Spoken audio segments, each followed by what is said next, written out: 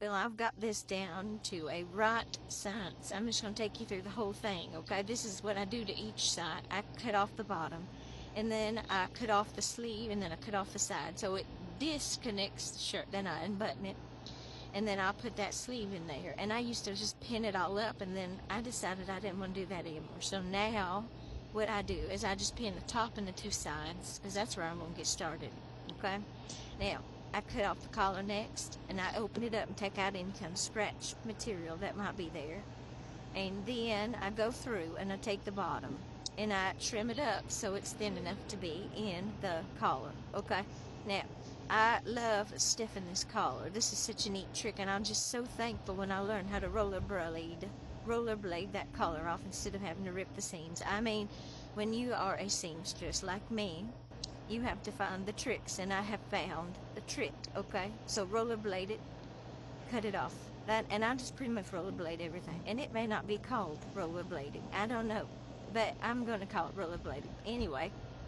So I stuff it all up, pin it, do good things, and then I go to the sewing machine. Now I'm going to tell y'all what I did here is I sewed that like this and like so. And then what I ended up doing was putting a thing around my neck so you could see a little bit closer, because I thought y'all might like that. Well, so I did the back side because I missed a whole bunch. So I had to go back and fix that, cut the strings. And all of my shirts got lots of extra strings. Okay, so this is the sleeve. This is where I told you I just put 3 pins. So here's what I did. I start with 1 pin, and then I rotate it all the way around, just like that.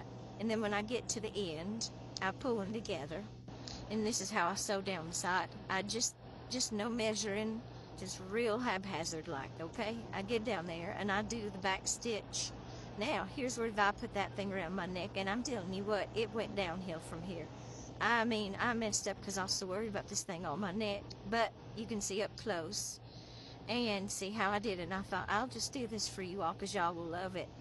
But what ended up happening was I double sewed some fabric right there is where I did it, and nobody knew it until I took it over here. And then I started cutting with my crinkle scissors, and my crinkle scissors cut right through several pieces of fabric, but I still kept going, and I didn't know it at this point. And I think I get to a point where I'm like, oh, there it is. There's the point where I realize that I have made a mistake. I've got a big old hole in this real cute little polo.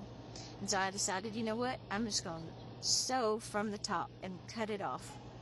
And that's exactly what I did. And now it's going to be like a real crop shirt, because when I did this right here, you would have to have a pencil waist to be able to wear that. Look at that. Ain't nobody going to be able to wear that. So I just cut it right off, hemmed it up, and then it looks beautiful now. But I did that roll and hem thing with my own hands. I didn't use any kind of pins. I just rolled it up because I think I know what I'm doing. And now, honey, I do know what I'm doing for the most part, but not really. I still have no clue. But there she is. Look at her in all her glory. She's a cutie.